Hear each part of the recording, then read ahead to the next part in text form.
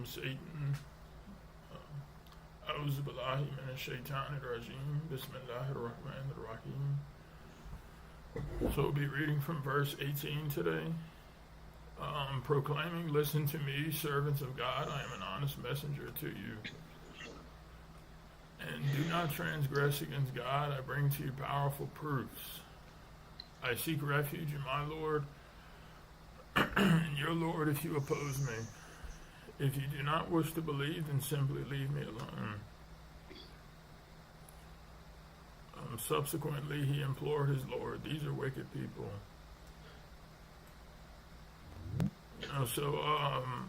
This is picking up from verse 17. If that was previously talking about having sent, a message to Pharaoh, a messenger to Pharaoh, honorable messenger, and we know that God, all of God's messengers were honorable, but Moses is being pointed out here as well as many times within the Quran about he's given a good example.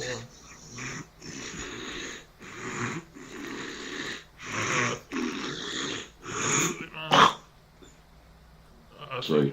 Yeah, we could hear you. I'm sorry. Okay.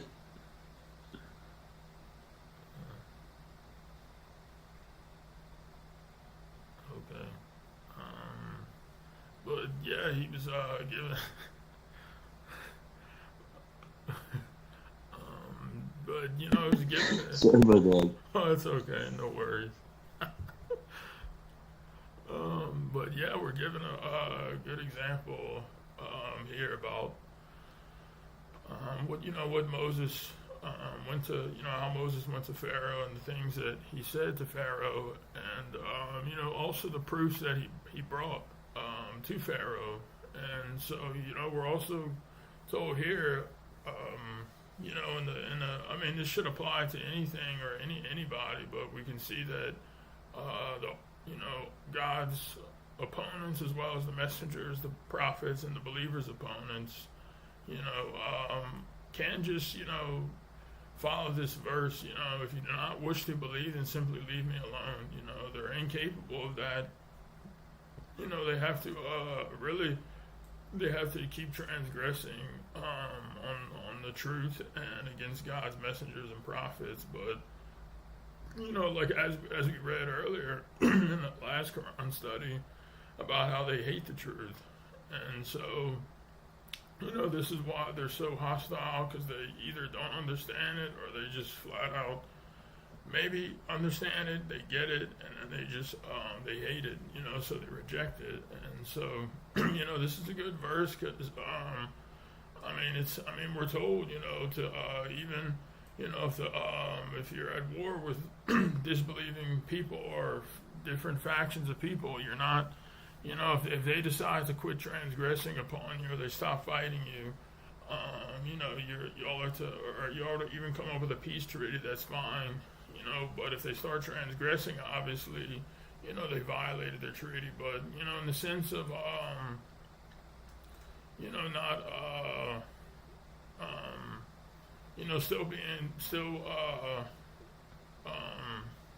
treating even the disbelievers as potential believers, and not even being unjust to them in the sense where but they can't show the same and even in a little bit or a small way towards the believers or towards the truth.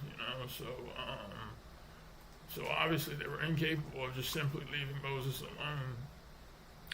They had to go.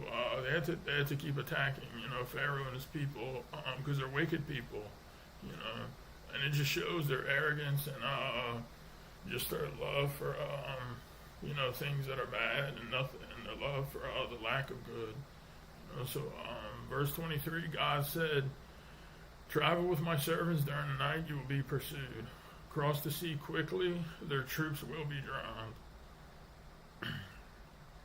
Thus they left behind many gardens and springs, crops and a luxurious life, blessings that they enjoyed. All these we cause to be inherited by other people. So, we know about the miracle, about how God, gave or allowed, the sea to be parted and parted the sea for Moses, and this is one of the great miracles, that's in the Quran. All the miracles are great, but this is another amazing miracle that is also confirmed by the greatest miracle, the mathematical miracle. So, this also shows that, staying steadfast, holding to the rope of God is crucial here, because, God promises victory to the believers, even despite the circumstances.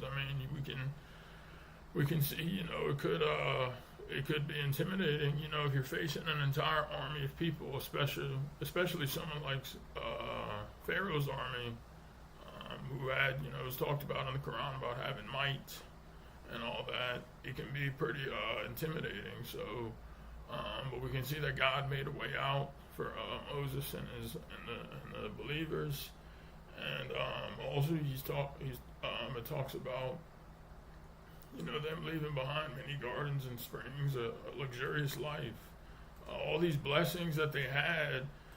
Even as disbelievers were given to them by God, and they turned unappreciative for it. I don't know if they were ever probably appreciative at any point.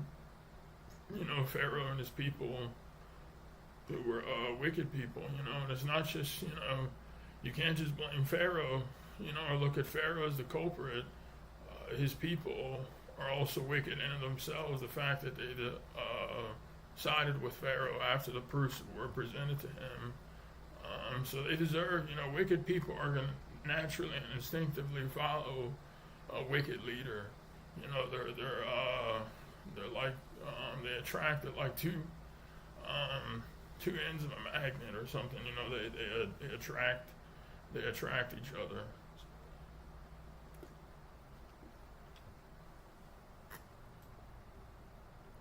So verse 29 reads, neither the heaven nor the earth wept over them, and they were not respited. So when I've seen this verse, I guess I understand it as, like even the earth being the submitter, and then, the heaven, what's in the heavens, the people of Pharaoh were not missed at all in any sense, or they're not wept over or missed, or like, it's so sad that you're gone. Like it, they're as we were just told, these are really wicked people. So obviously, even in this life, if some wicked person passes, like, we have many examples like Ted Bundy. No one's gonna cry over them, or weep over them, they're not going to miss them. So, this just further shows maybe the level of their transgression that they were committing and guilty of. Meanwhile, we saved the children of Israel from the humiliating persecution.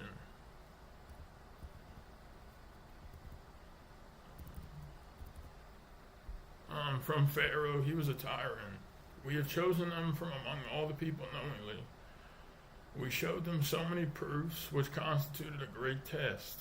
So, the children of Israel were given many proofs, because, even at the time of Pharaoh, they were able to witness and see the plagues and all that happening. Before Pharaoh, they also probably saw the magicians, when Moses went to the magicians, as well as, the other miracles, such as, taking his hand out the pocket and it turning white. And, so it's a blessing to see this stuff. And, they were saved on top of that.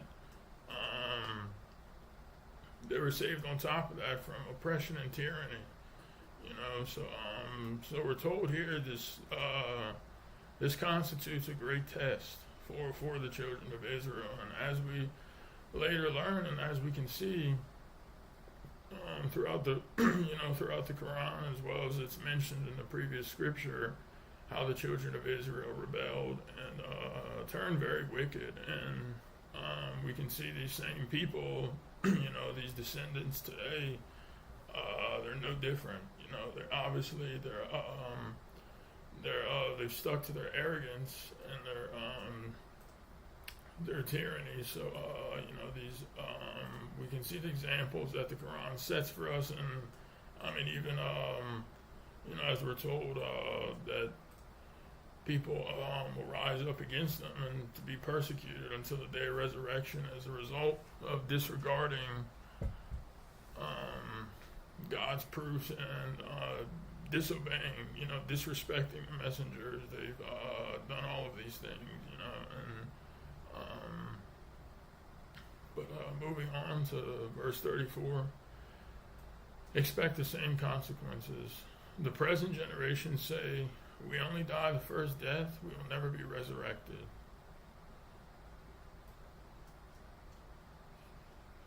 Bring back our forefathers if you are truthful. Are they better than the people of Toba and others before them? We annihilated them for their crimes. So yeah, this is the same.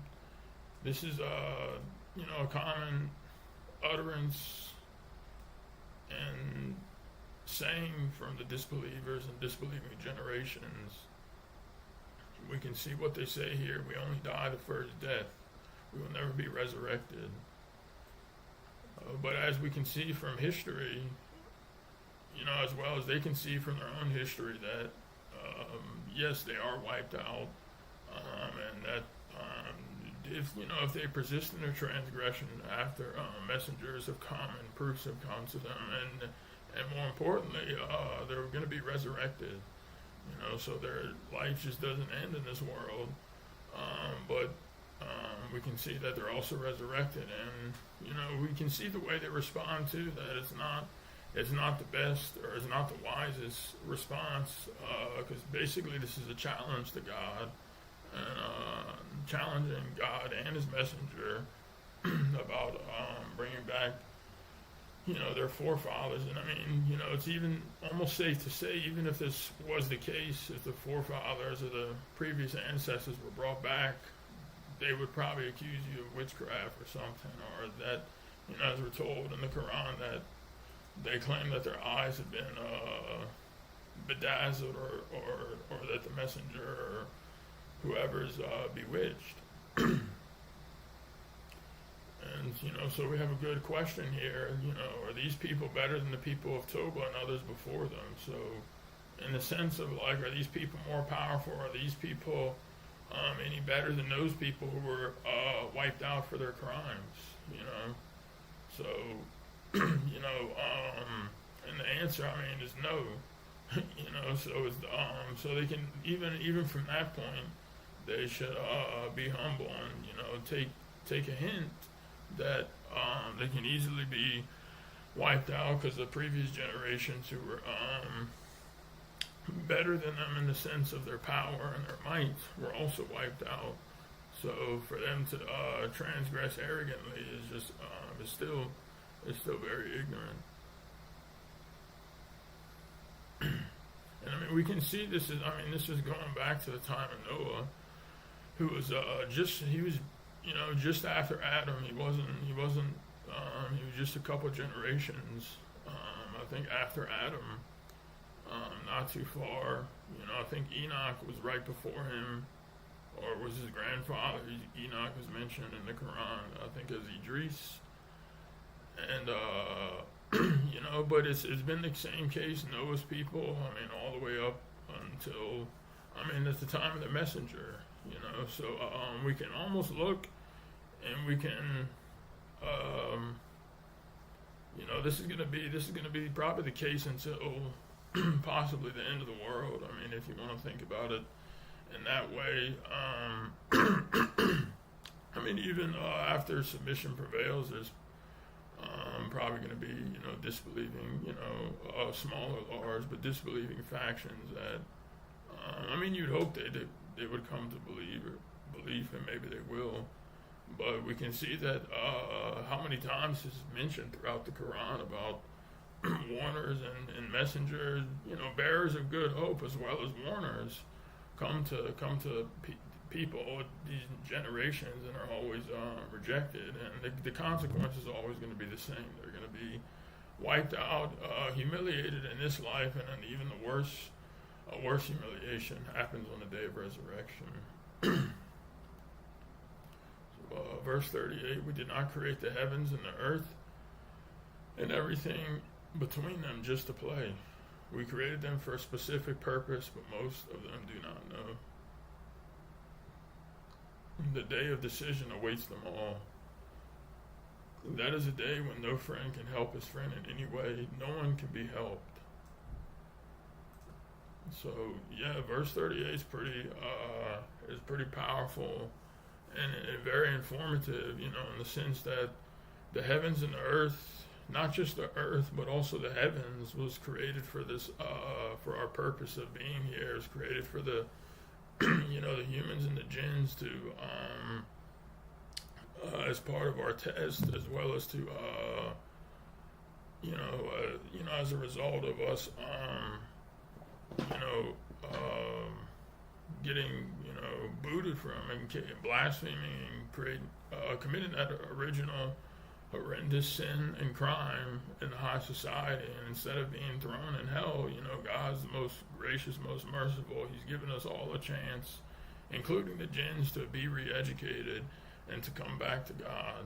So everything, and as well as this earth also serves as a testing ground for Satan's claim that he could be a god. And we can see, especially with the time nearing, his time is nearing, as well as, the whole world, we can see the evidence around us, and we can see now that there is a clear distinction between the two kingdoms, God's kingdom and Satan's kingdom.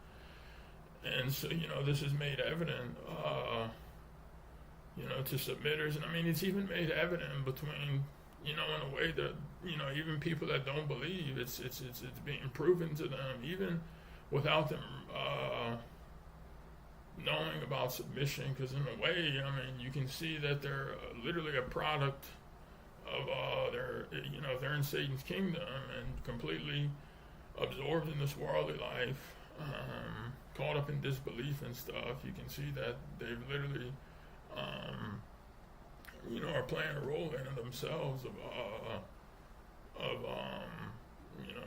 proving that Satan cannot provide people happiness. He can't help you in any way. No one can help you. No person, no human.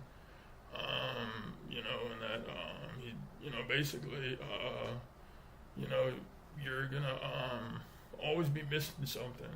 And we can see that the chaos and the problems in the world today, and people struggling with depression and all types of issues, and so obviously there's a clear distinction, and as submitters we can clearly recognize it, and that's a blessing. So everything's been created for a very specific purpose, and but most of them do not know. So so I guess I'm looking at that as maybe you talk to the average person on the street, even at the time the messenger, they don't, you ask them who they are and they can't really tell you, or they tell you who they think they are, but they give you the wrong answer or an incorrect answer. They think that they're the quote-unquote vanishing entity, which or not quote-unquote, but they are the vanishing entity. That's who they think they are. So, bringing that up, it kind of ties into, the specific purpose about their creation, and the difference between the body and the soul. And as well as, the day of decision awaits them all. It awaits every single one of us. And this is another name for the day of judgment, the day of reckoning. It's heavy it is in the heavens and the earth, as the Quran tells us. So, and this is one of the many reasons, we can see how that verse is explained, that no friend can help his friend in any way. No one can be helped.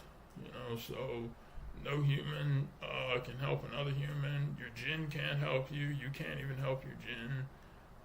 No one's going to come to anybody's rescue. And this is, and everybody's going to be submitting to God. Everybody's going to be bearing witness, la quwwata illa billah. No one possesses power but God. And so it's much better to come to that conclusion firmly, strongly, and deeply in this life, so you can attain mercy when you get to the, hereafter, because attaining mercy on that day is by far the, one of the greatest achievements and triumphs, getting our Creator's mercy and, being protected, now and forever. So only those who attain mercy from God, He is the Almighty, most merciful. So, only those who attain mercy from God, God will protect them and help them and, put them in heaven. But, moving on, we can see that we're going to read about the destiny for the disbelievers.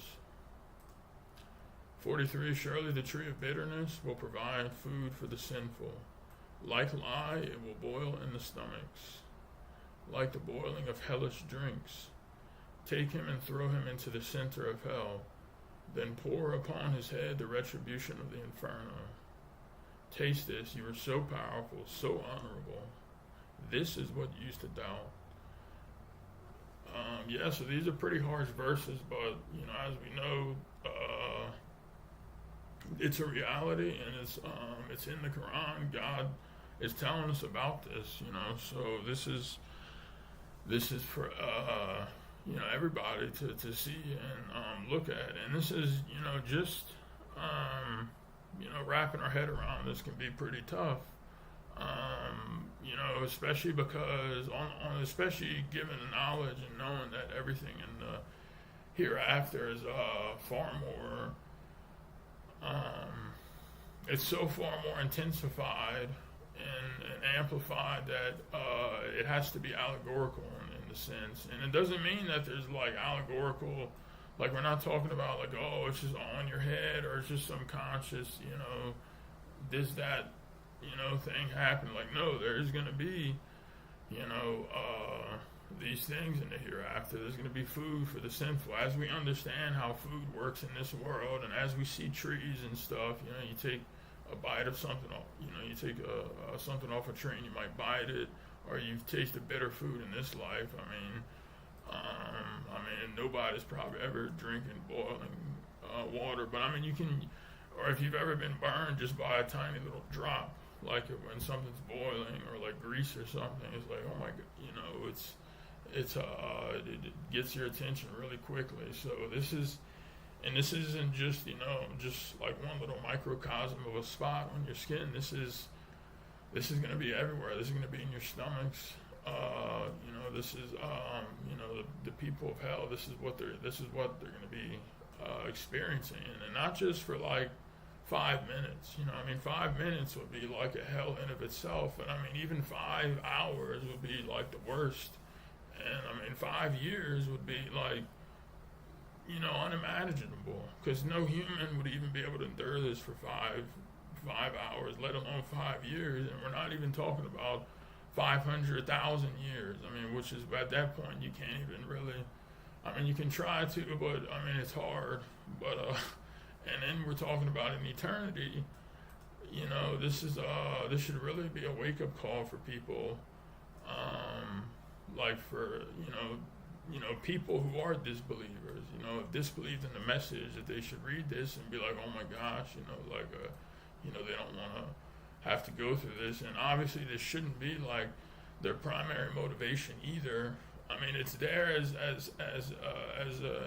awakening and as a reality, and as a I guess form of motivation, because you have fear of it says, people, the submitters, they don't take God's retribution lightly or for granted. That's in other verses of the Quran, and So and they're conscious of the day in the minds when they're conscious of the day where their eyes and minds will be horrified. So, you know, but for disbelievers, this is going to be the reality. So, but there's people that even if you tell them about this stuff, they'll laugh at it, they'll scoff it, they'll mock it, and then they'll there's even people that will challenge to be able to I don't mind going here.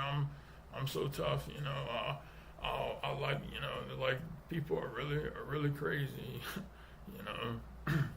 I mean, you can see how people, especially you see it more today. These keyboard warriors that they're so tough behind the keyboard, and they're claiming that they can deal with all this stuff, and but we know that's they're only wronging their own souls by being arrogant like that. So and this is a response to them. This is like ultimate humiliation.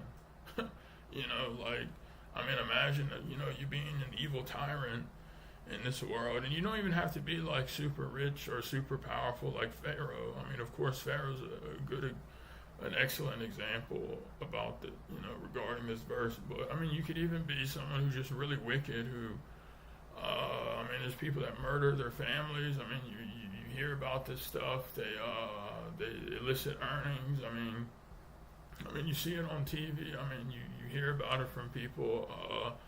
I mean, this is like the ultimate humiliation and like mockery. And I mean, imagine like you suffering like this and you're told this. I mean, this is this is what the wicked have earned. I mean, you're so powerful, so honorable. This is it's basically asking like how powerful and honorable are you now? Like all your power is gone. So this is what they used to doubt. This is what they made fun of. This is what they mocked, and we can see that it's not worth it. It doesn't pay to be arrogant, and to it doesn't pay to act like this. We can see a lot of people are very confident. And so but when they get there, it's just going to be nothing but remorse. But if they don't repent and reform and take heed and work hard on redeeming themselves. So on the other token, we have the righteous. Verse 51: the righteous will be in a secure position, enjoying gardens and springs, wearing velvet and satin close to each other. We grant them wonderful spouses. Mashallah. So we can see the righteous will be in a much better position.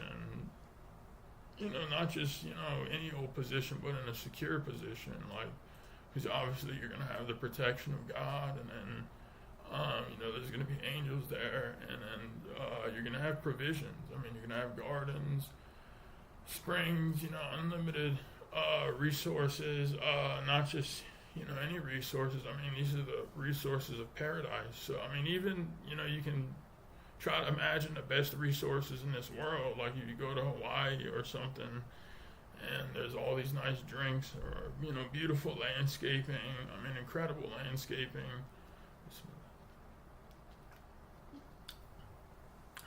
Fruits, all this stuff, and just like how they call it paradise, but really, it's just like an earthly paradise. But this paradise, as we know, is going to be so much, incomprehensibly awesome, and this is something to really work hard for too and strive for.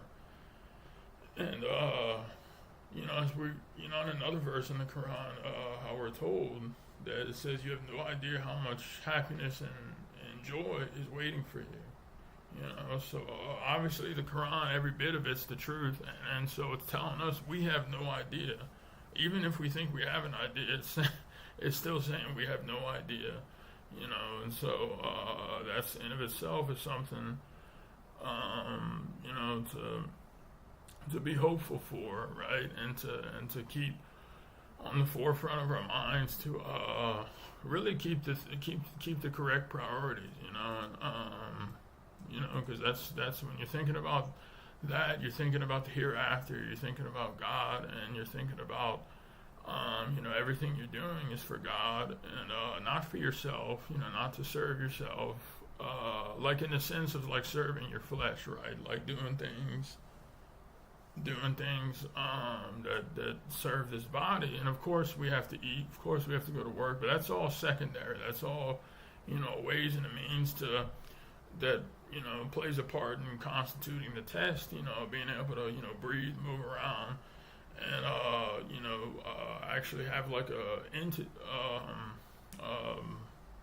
uniform or garment or entity to house our soul.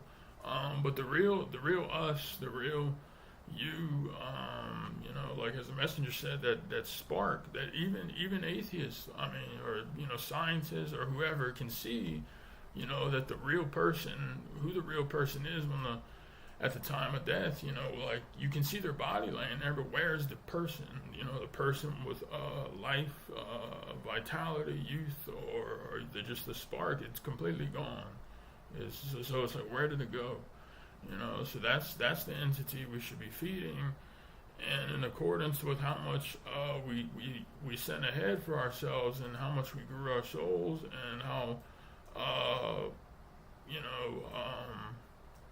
what we did determines where we go ultimately, to heaven or to hell. And we can see people who fail to nourish themselves. We can see their destiny, and the people who do nourish themselves enough are going to be so happy. They're going to have wonderful spouses. They're going to be wearing, they're going to be close to each other.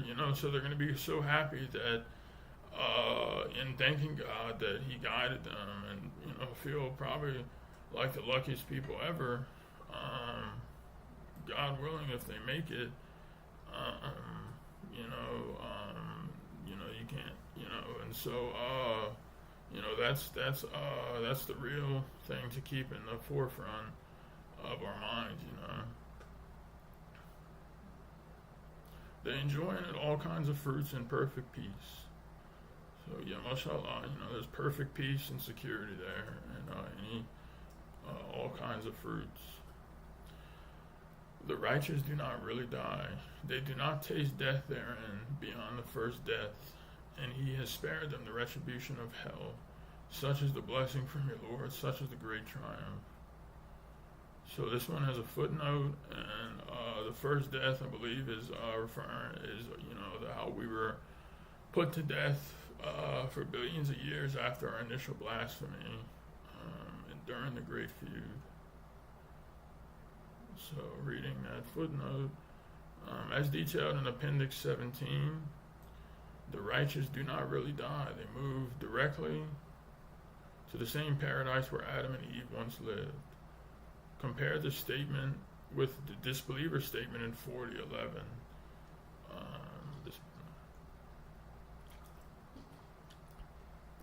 So if you want to just look at that real quick, because I don't remember exactly what.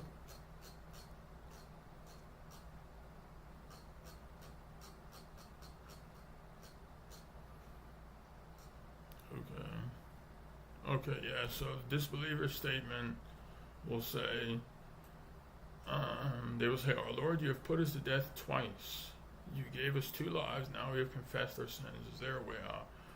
So yeah, there's so the righteous only die with their first death, right? So the first death, I believe, is the first time where God created death and put all of us to death after our blasphemy, in order to being put through the test, come here and be tested. And so this is but the righteous, the people so fortunate enough to make it, they're not going to taste death beyond the first death. They simply just move on to heaven and to paradise, the same paradise.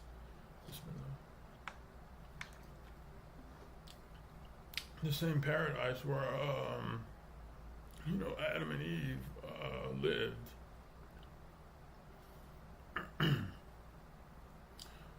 So people, so we know, like, the messengers and the believers and people from the past, Jesus, Dr. Khalifa, Muhammad, I mean, they never, they're actually in paradise, they're not dead, like, some people might think, and it's not to say, like, when I've said before, other people have just made a point, about, if you're debating with somebody or just trying to show them, like, oh, look, Jesus isn't here. We're not saying that, by saying that, we're not saying that he's dead. We're just saying that he's gone. He's not here on this earth, and he doesn't know you. He doesn't love you like you think you. He doesn't even know you, so how could he love you? Like, what if you're a super evil person? You're saying he loves you. Oh, right, where's your proof? Did you ask him or interview him yourself? No, and obviously they can't respond, and they just think they're talking to some invisible spirits or something, So in that sense, when we tell people that, we're saying he's gone, he's obviously not dead. And I mean, there's even people who think that they've that he was killed, and they're condemned for uttering such a gross blasphemy about the Son of Mary, the Messiah, as the Quran says. It said, indeed, they never killed him. So he was raised. They don't understand the truth. Because they're following the Satan's lies and stuff. From the distorted scriptures. But we're given a good example how God simply raised them up. In the same cases with our messenger of the covenant, Dr. Rashad Khalifa, this generation. So, this is a blessing from God. Such is the blessing from your Lord, such is the great triumph. So this is the greatest triumph, making it to heaven. And so, if you ask somebody, like, if they could, what would they do in this world to have the greatest triumph? And they would probably answer you, to be a millionaire, to own a skyscraper or something. But, we know that's far from the case. But, but it just sets a good example about, what, we know what the greatest triumph is. And I mean, God willing, these people too will come to a realization that way they could have their priorities straight. We have thus clarified it in your language that they may take heed. Therefore wait, they too will have to wait. Surah 45, kneeling, Al-Jathiya, in the name of God, most gracious, most merciful. HM, the revelation of this scripture is from God, the Almighty, most wise. The heavens and the earth are full of proofs for the believers. Also in your creation and the creation of all the animals, there are proofs for people who are certain. Also the alternation of night and day, and the provisions that God sends down from the sky to revive dead lands. And the manipulation of the winds, all these are proofs for people who understand. So, mashallah, we have the HM. This is the last HM initial surah, and as we've, through the previous surahs, we read about the amazing proof that this, shows the people, constitutes for the people, and indeed, it's a huge blessing to have this, because it adds to your belief, it adds to your certainty, and so. Also the heavens and the earth in of themselves have proofs, they're just, if you look at the sun, and as we're told here, the animals, the creation of these creatures, the night, the day, the alternation of thereof, the provisions that God sends down from the sky, the rain, the manipulation of winds. I mean, who's controlling these invisible forces, if you want to look at it that way, about wind? It's just blowing. I mean, you can't see it, but everything just works perfectly and flawlessly. And so this is proof for people who are just to think that this stuff isn't just happening or haphazardly occurring in of itself. It's actually being controlled by the Creator. So it shouldn't be so difficult for people to wrap their head around. It should actually be, especially the more they think about it, it should get it should hopefully become obvious to to people. I mean, like people obviously not submit, like non-submitters should don't really have an excuse either. I mean, even for people I think who they have just as much of a chance. I mean, we can see the example of Abraham, how Abraham was able to come to belief. But he was never an idol worshiper. But there's so many proofs for people to at least put a spark in them to lead them in a direction to being guided by God in a way. If they start looking around, or they might see just a bird or something, or an insect, or just something, and things can maybe start clicking, and then you can have a positive snowball effect from there, and then God can show you more proofs and show you the truth. And which hadith? These are God's revelations that we recite to you truthfully. And which hadith other than God and His revelations do they believe? Woe to every fabricator, guilty. The one who hears God's revelations recited to him, then insists arrogantly on his way as if he never heard them. Promise him a painful retribution. So this one has a footnote. And I'm not sure how we're doing on time, but I'll try to speed things up real quick. So God condemns hadith by name and informs us that it is blasphemous. It is a blasphemous fabrication. So this is, hadith is these hadiths and sunnahs are directly, that's Satan's message to people, in other words. I mean, if you want to put it simply, it's you're choosing Satan, and, people obviously aren't going to choose Satan knowingly. I mean, some people will, but this is where the whole trickery and the scheming and coming from the left and from the right and from before you and from behind you, I was able to dupe so many people into thinking that they're even being righteous by upholding this. But if they were to actually read the Quran, read what God is telling them, and prefer and be happy, appreciative, and love God's message alone, they're not going to want anything else. They're not going to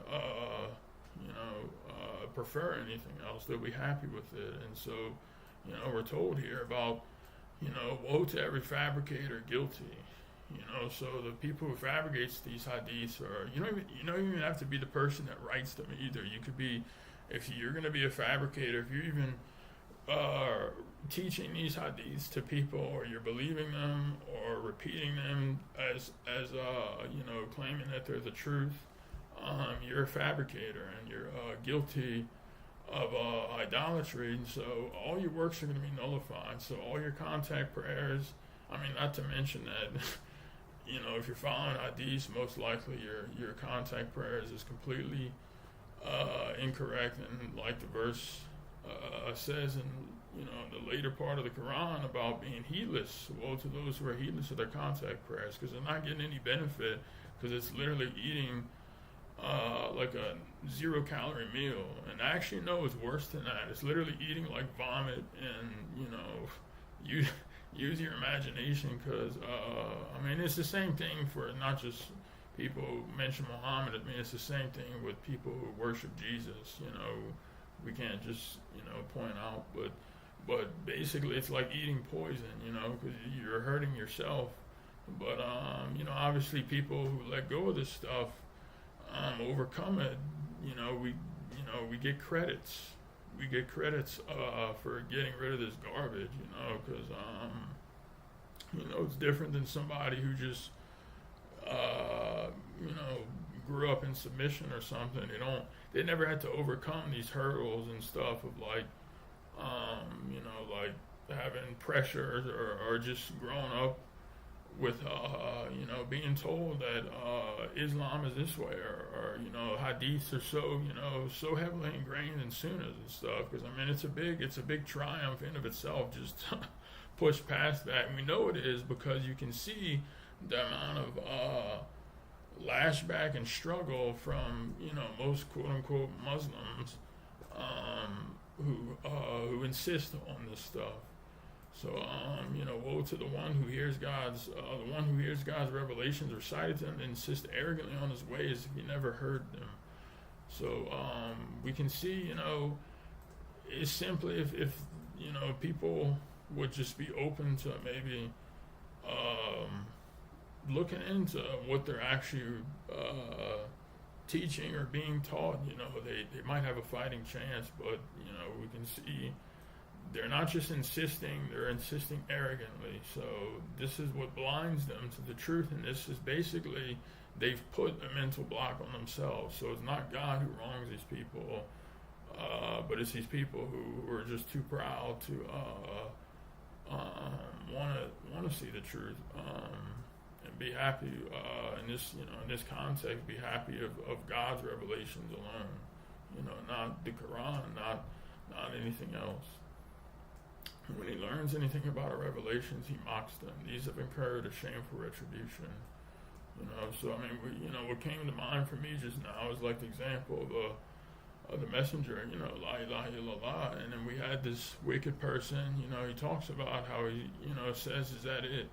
I mean, I mean, you're literally giving them, like, what better utterances can you say? Like, there's no other God except the one God. I mean, how can you go wrong? I mean, not only how can you go wrong, but that's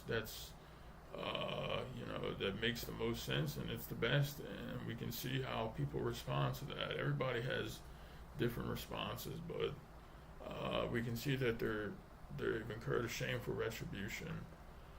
Awaiting them is Jehannam. Their earnings will not help them, nor the idols they had set up beside God. They have incurred a terrible retribution. This is a beacon, and those who disbelieve in these revelations of their Lord have incurred condemnation and a painful retribution. So someone's literally showing you a beacon.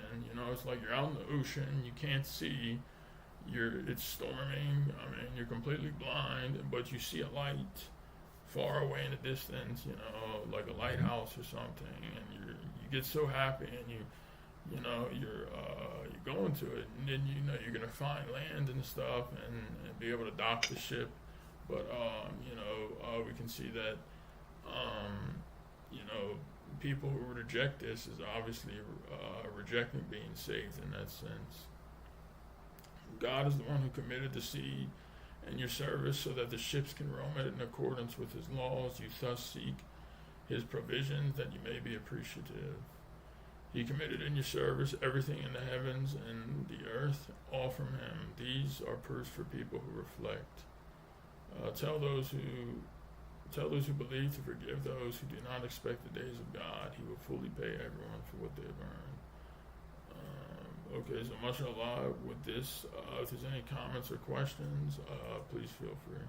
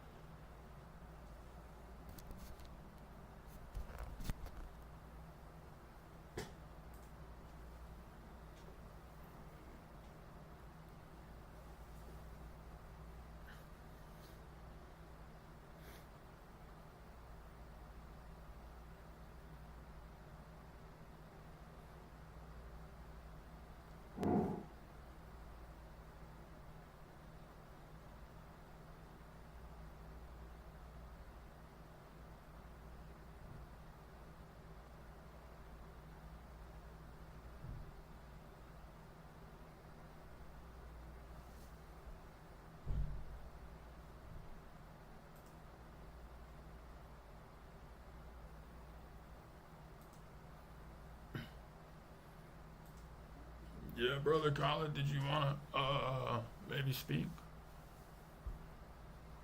or give a comment?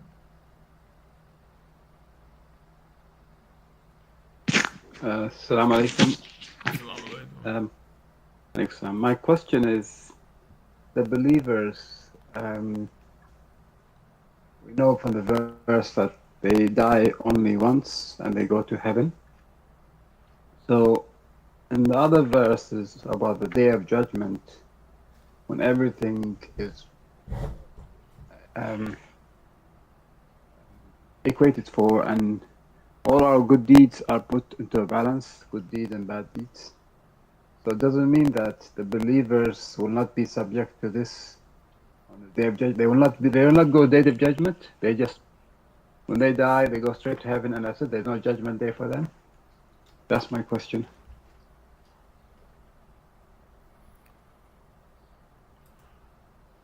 My understanding is no, they still have the day of judgment, but right now it's I think from what I remember, the messenger saying like they're basically gave the example of like going to Hawaii and waiting there, and then the day of judgment happens, and you know all the souls are going to be restored to their bodies. Because I mean I know we have the blowing of the horn, and everybody will be I think all the people, the disbelievers, are going to be knocked unconscious, or if I'm remembering right. Brother Suleiman, did you have something to say? Yeah, just basically along the same lines of what you were saying. So yeah, I mean, we're told that when we depart from this world, the believers and the disbelievers are treated differently. The believers experience a different kind of departure, where they go straight to paradise, and the angels come invite them, and death to them passes like one day of sleep. But they immediately are living right now in the paradise where Adam and Eve once lived. So they're actually living there.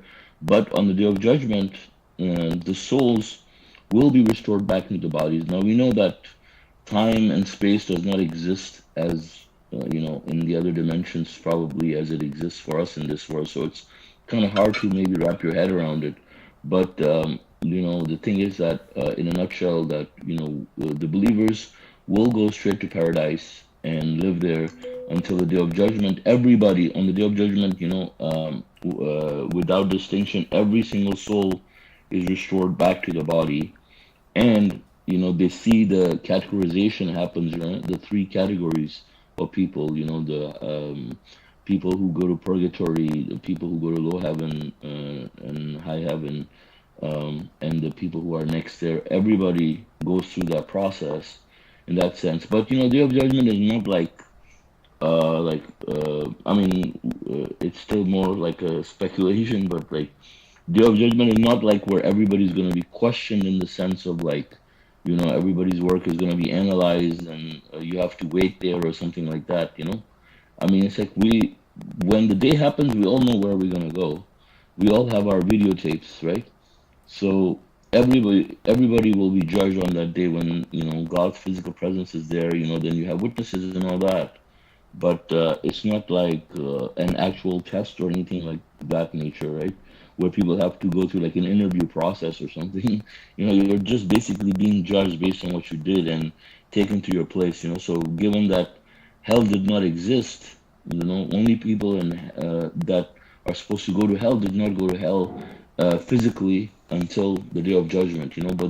But they still pretty much experience hell, right? But the believers, their souls were actually in paradise up until the whole time, and they're just gonna, be returned. How I see it. Okay, brother. Another question. There's one verse in the Quran where God talks about the day of judgment. Our hands, our body will start talking. There's like a debate between the human and the body. They will question, what made you talk? Why do you talk?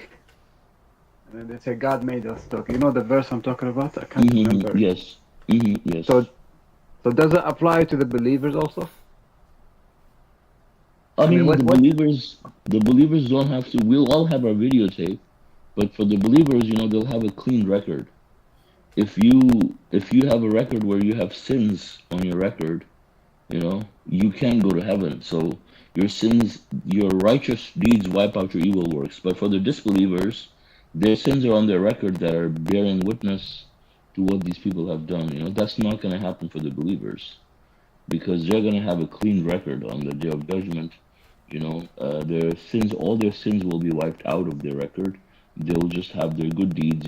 You'll see, like, because the believers, if they sinned, either they repented immediately, right, and God forgave them, or they paid the price for the sins that they did, and eventually, as a result of that, the sins were reprieved.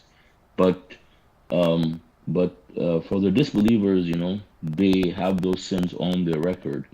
It's like when a person goes to prison, based on the crime that they committed after a certain period of time or after doing some kind of, atonement or something. Those things are, their record is cleaned up, right? There are provisions like that in the law as well. So in the similar manner for the believers, God, wipes out their sins, clears their record. There'll be no negative items, on a person's record that will, be there. Like people will be showing the record to other people, like, look, this is my record. So it's not like they didn't commit the bad things. Obviously, they did commit the things, but the things will not be on the record, is what I'm saying.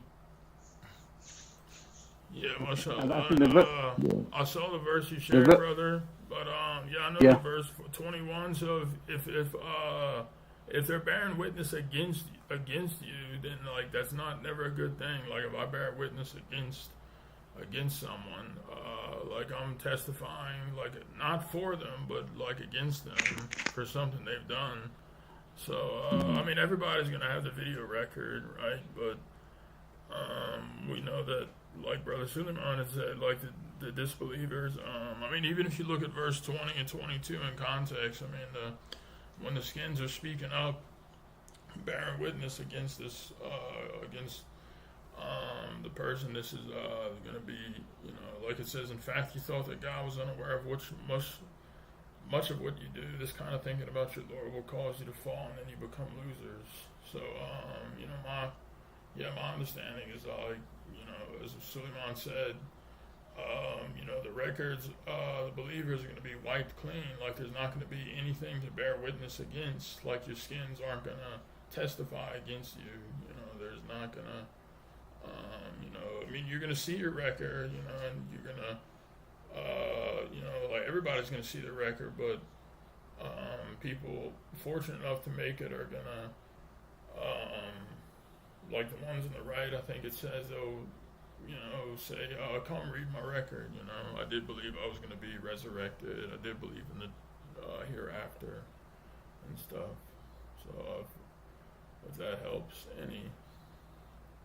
no, alhamdulillah. I think I understand now that even though we might have done bad things in this world, and the video record exists, but if we do good deeds and God forgive us, then God will replace the bad deeds with good deeds. And Yeah, when you mashallah. go to the Yeah, because the messenger said those deeds are completely wiped out. Like they're. He yeah said you have the ability. Alhamdulillah, you have the ability to go in and modify your records. Kind of like how if we take a video and we're doing edits and clipping and cutting, and if we delete something, it's completely gone. He said, as submitters, we can do the same for us. Through repentance and reforming. MashaAllah. yeah okay alhamdulillah yeah mashallah. Thank you, brother, and brother Salman, for that. So welcome.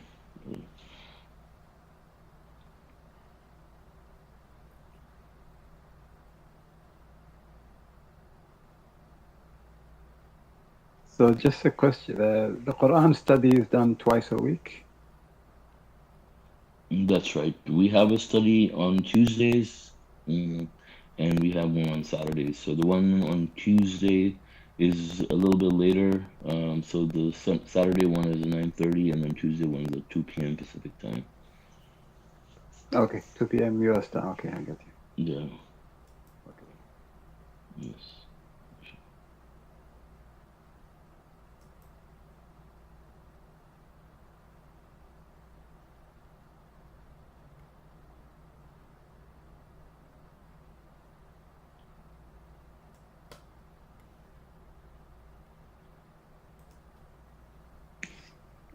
Just a question, general question.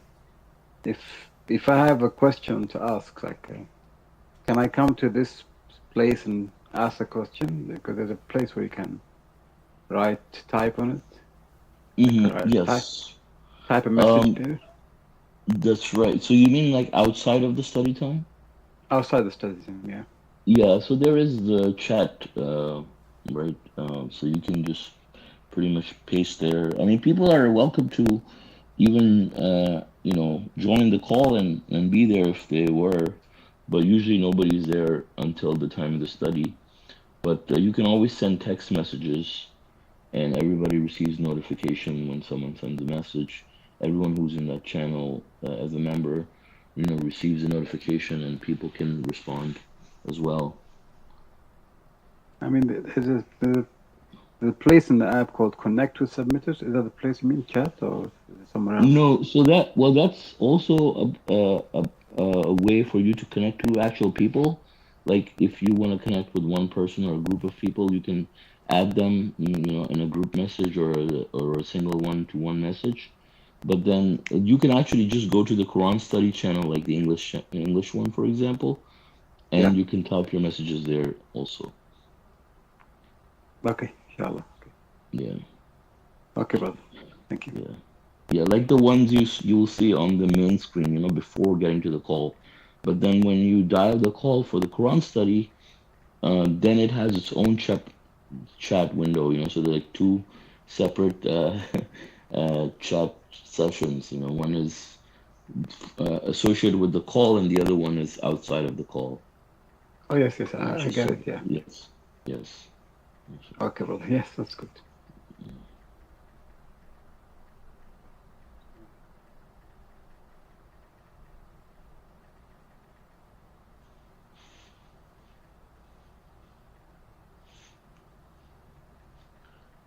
Yeah, and then we also have like a small group on WhatsApp where we, post announcements and stuff related to the studies. If you'd like to be added to that one, let me know, God willing. Okay, inshallah. Maybe later on, I guess. Not Mm-hmm. when I change when I get a new number, I'll probably join. Right, God willing. Yeah.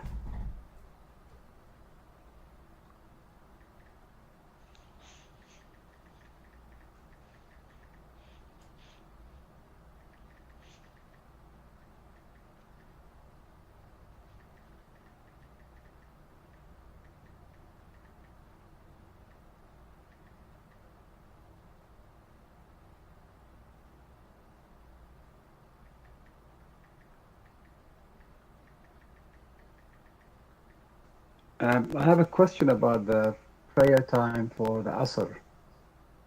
Mm-hmm. Because on the Discord channel, where the other submitters go there, Mm-hmm. there was a discussion 2 months ago, maybe 3 months ago. They're saying that the Asr time is supposed to be like 30 minutes before the actual time that everybody is doing it. And they're saying this was based on something that Rashad Khalifa said just before he passed away. The last, I think, the submitter's perspectives, or are you aware of this? Is it something right? Is that the right information? I mean, what do you know about that? No, this is the first time I'm hearing this, but we have the appendix also from the Quran, and Yeah. Appendix 15. where it says the afternoon prayer can be observed during the 3 to 4 hours preceding sunset. So roughly between 3 to 4 hours before the time of sunset is when, approximately you observe, right? So it's like gives you a little sort of a as idea. But the messenger of the covenant, when he was alive, they also had the schedules printed or posted, with the mosque Yeah. in Tucson. And so the way, for example, the submission app calculates, I think we compared it a while back. I don't have access to that calendar anymore, but I looked at it, and so it uses the same way of calculating the times. Using the same parameters. Okay. Yeah.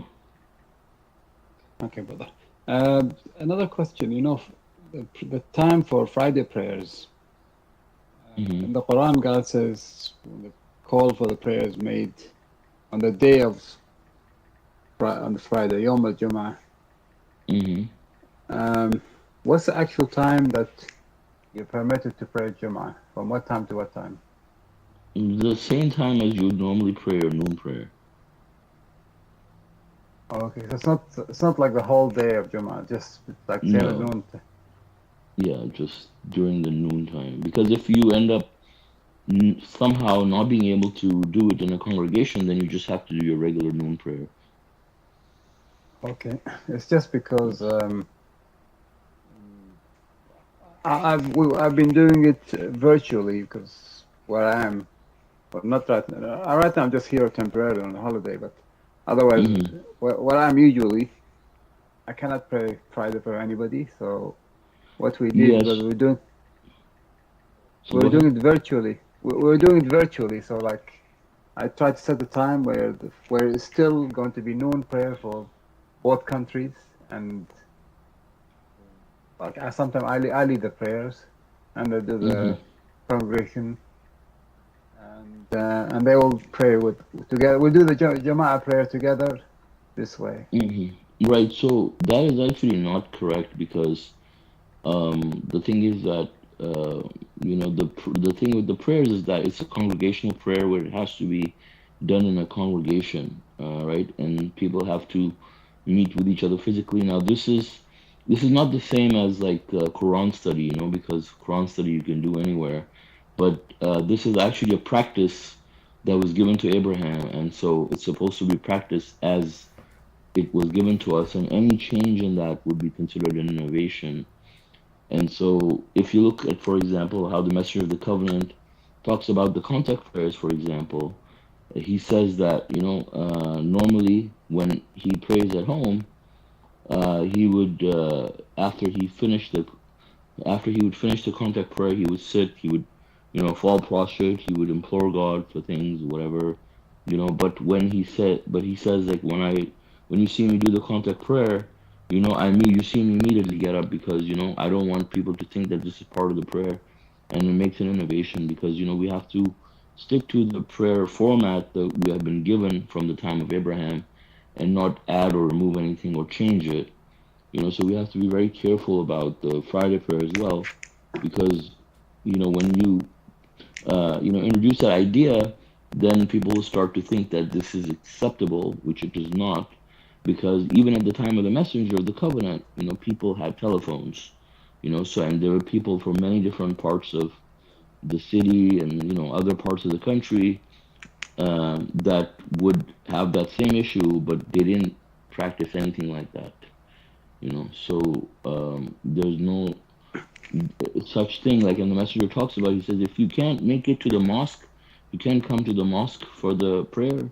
He says you can have a mosque in your home given there's one or two people, but if you can't find someone to congregate with, then you just have to do your 4 units, right? So there will be no concept of the 4 units. I mean, if anybody could just do a virtual prayer, so Okay. you have to, yeah, do your prayer with a person, at least one person, other person. If there's no person with you, then God knows that you are in such a situation where you can't find anybody. So you can just do your own prayer in that sense. And God understands, right? So, And of but course, I mean, yeah, yeah. I guess the situation is different because submission is banned in some countries, a crime. So Mm-hmm. imagine you're a country where you cannot talk about it publicly to anybody. So, Mm-hmm. so it's virtually impossible to get anybody to pray with you. Yeah, so So, that in that case, you will just do your 4 units, yeah, but until until you're in a position where you can until, be with other people. Yeah. yeah, what about there are things that change it. Like if you're traveling on a plane, for example, you can pray on Yeah, your. like I said, if you God says in the Quran, like under your circumstances, you can pray while sitting, standing, walking. So that's already established. But a congregational prayer, the reason it's called a congregational prayer, it has to be done as a congregation. A physical congregation, it's done as a physical congregation. So if that physical congregation didn't happen, what used to happen in the past also is that you would just do your 4 units. And so just because you have internet, doesn't change that. You still have to do it as it is being practiced. um, yeah. What about if you're in a country where there's no time zone, or say for example, you travel. I mean, this is not a impossible scenario. Say if you travel to the space shuttle, where you keep on rotating around the Earth, and you have Yeah, so realistically I not. think Yeah, that's a good question. So if you ever get in the space shuttle, then we can talk about it, right? That's how the messenger talked about when somebody told him about going to Alaska or someplace like that. well, you Call us don't from know. the space shuttle. In 3 years' time, you guys can pay $100,000. You can make the space shuttle, so it's not a impossible Yeah, yeah, like I probability. said, It's gonna be a reality no, sometime. Very not very very yeah, far. yeah. If you're alive at that time, then call me, God.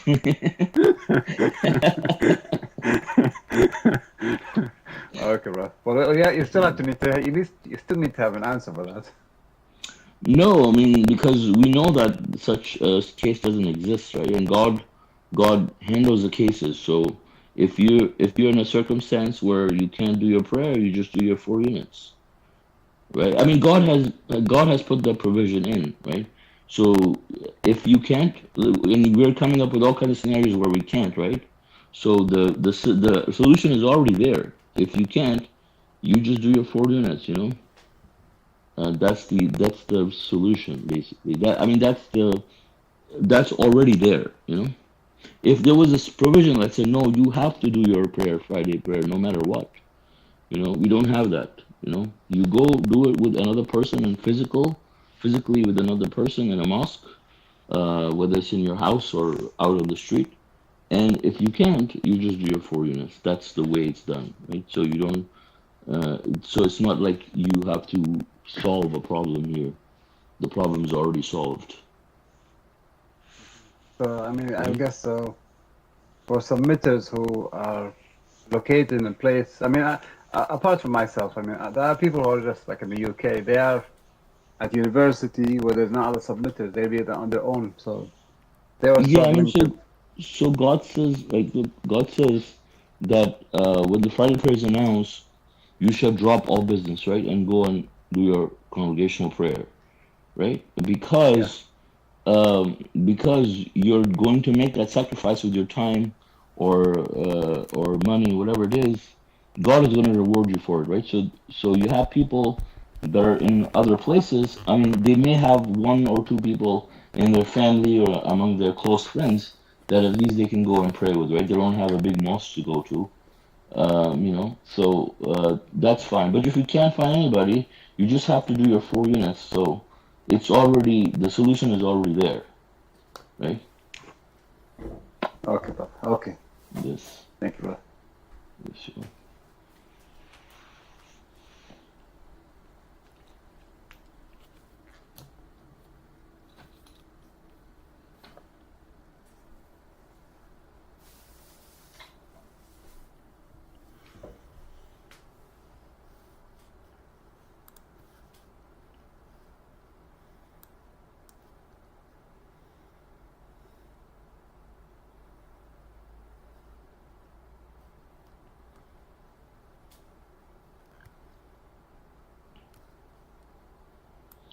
Yeah. Also, another thing about the Friday prayer is that we have to um, sort of schedule our life in a way, plan our life in a way where we can do these things, right? So let's say, I mean, if it's possible, for you to travel, a certain distance and maybe sacrifice a little bit of time to go to your Friday prayer, you try to do it because it's good for you.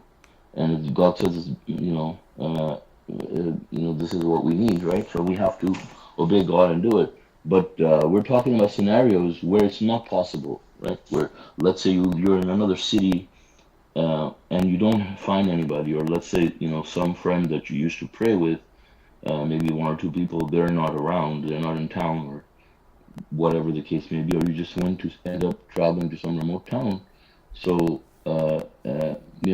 ideally, if you have an option, you plan not to do that on a Friday, but let's say it falls for whatever your circumstances are, missing the Friday prayer is normally a gross offense, right? But if you're forced by circumstance, something happens where you can't attend it, you just have to do your 4 units. Okay, brother. I understand. Yeah. So. Okay.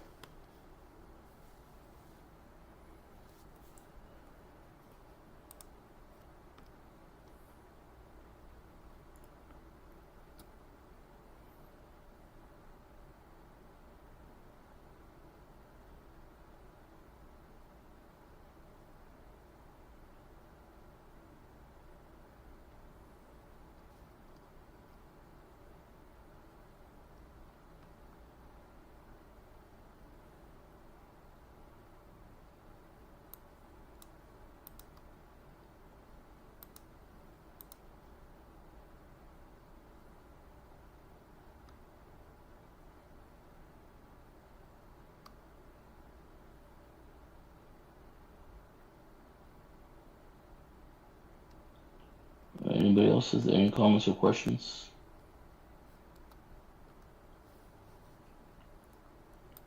Not for me. I'm okay. Alhamdulillah. Okay, mashallah. Alright, so I guess if there are no other comments or questions, God willing, we can conclude our study. So thank you all for joining us. Thank you, Brother John, for leading the study. God willing, our next English Quran study would be on Tuesday at 2 p.m. Pacific time. And God bless you all for participating. Assalamu alaikum. Assalamu alaikum. God bless you all. Welcome, Brother Khalid. Alaikum salam. Yeah, thank you, brother. Mashallah. God bless everybody.